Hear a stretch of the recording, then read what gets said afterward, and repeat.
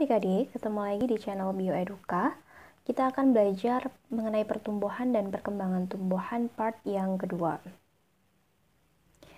Di bagian yang kedua ini, kita akan belajar mengenai faktor-faktor yang memengaruhi pertumbuhan dan perkembangan tumbuhan. Faktor-faktor yang memengaruhinya dibagi menjadi dua, yaitu faktor eksternal dan faktor internal.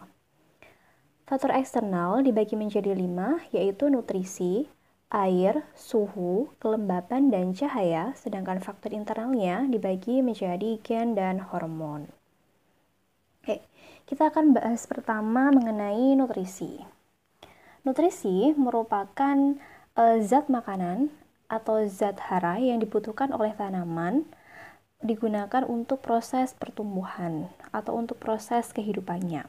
Nah, unsur hara yang dibutuhkan oleh tanaman ini dibagi menjadi unsur hara makro dan unsur hara mikro. Unsur hara makro merupakan unsur hara yang dibutuhkan tanaman dalam jumlah yang banyak. Contohnya adalah unsur karbon, oksigen, nitrogen, kalium, kalsium, magnesium, fosfor, dan sulfur. Nah, fungsinya seperti apa?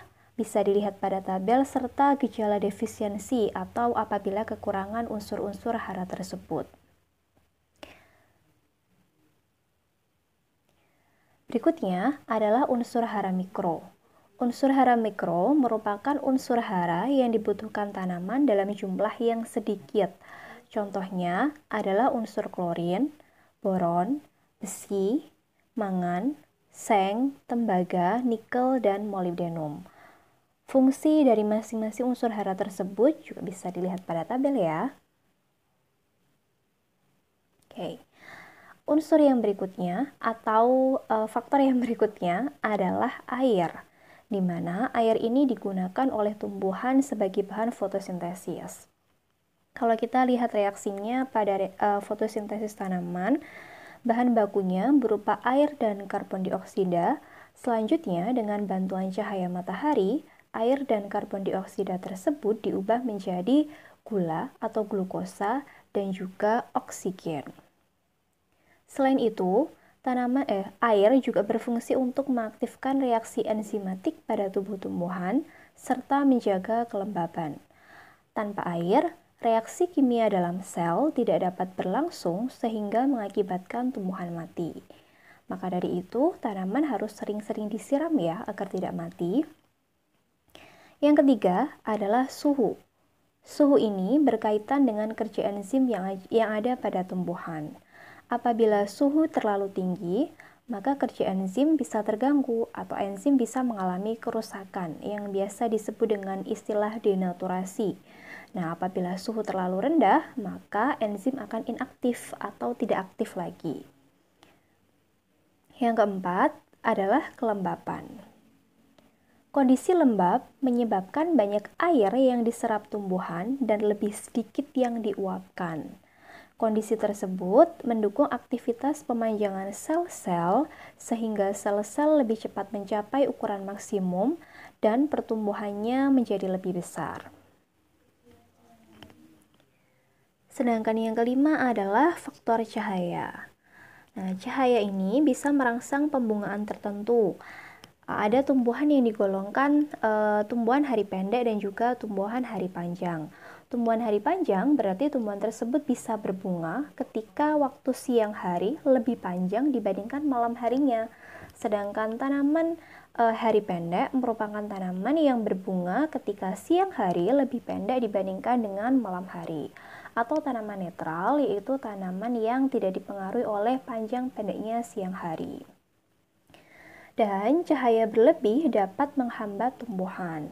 Sebelumnya kita telah membahas mengenai mekanisme pembengkokan pada batang tumbuhan, di mana batang tumbuhan ini akan membengkok ke arah cahaya matahari.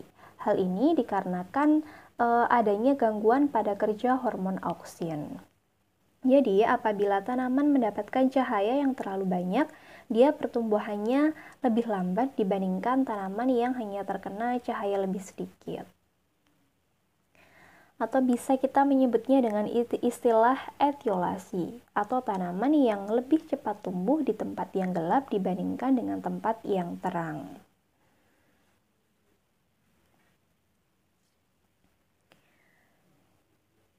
Berikutnya adalah faktor internal yang memengaruhi pertumbuhan dan perkembangan pada tumbuhan. Nah, faktornya dibagi menjadi dua, yaitu faktor gen dan hormon. Gen berperan mengontrol reaksi kimia di dalam sel, misalnya sintesis protein. Nah, di mana gen ini mewariskan sifat-sifat dari induk ke keturunannya. Misalnya, apabila induk tanaman tersebut memiliki batang yang tinggi, maka nanti anaknya juga memiliki batang yang tinggi. Kecuali pada hasil persilangan, misalkan induk yang berbatang tinggi disilangkan dengan induk yang berbatang pendek, maka nanti keturunannya akan memiliki batang pendek dan juga batang tinggi, karena merupakan perpaduan dari kedua induknya. Faktor yang kedua adalah hormon.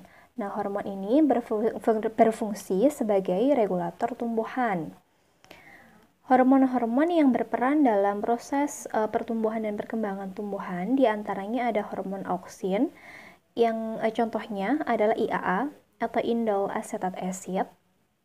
Nah, fungsinya salah satunya adalah mendorong pemanjangan batang. Tempat produksinya dihasilkan pada embrio, dalam biji, meristem batang, dan daun-daun muda. Kemudian hormon yang kedua ada sitokinin, contohnya adalah zeatin, di mana fungsinya salah satunya adalah memengaruhi pertumbuhan akar dan diferensiasi akar. Jadi lebih fokus pada pertumbuhan akar dan juga diferensiasi akar. Intinya lebih fokus ke organ akar. Tempat produksinya, karena memang dia berperan dalam proses pertumbuhan akar, maka dia disintesis pada akar dan diangkut ke organ lain. Hormon yang ketiga adalah giberelin, misalnya adalah GA. Fungsi dari hormon ini adalah mendorong perkecambahan biji dan tunas. Nah, pada video yang di part pertama, kita sudah membahas mengenai proses perkecambahan, di mana salah satu hormon yang berperan itu adalah giberelin.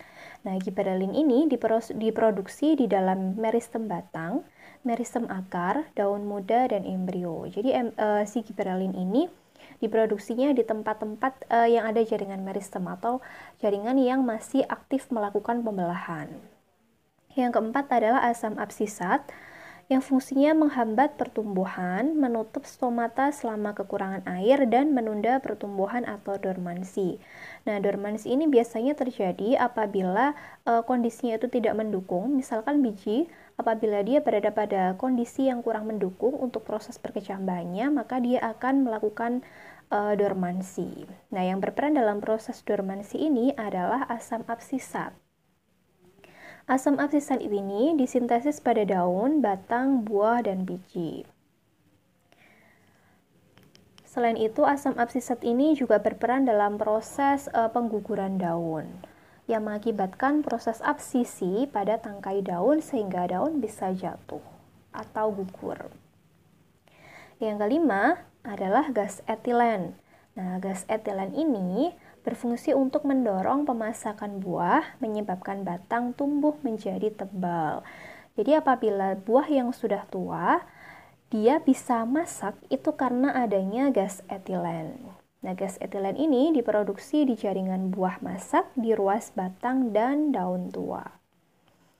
Nah, demikian tadi pembahasan mengenai faktor-faktor yang memengaruhi pertumbuhan dan perkembangan pada tumbuhan. Semoga penjelasan yang kakak berikan bisa bermanfaat ya. Sampai jumpa pada video selanjutnya.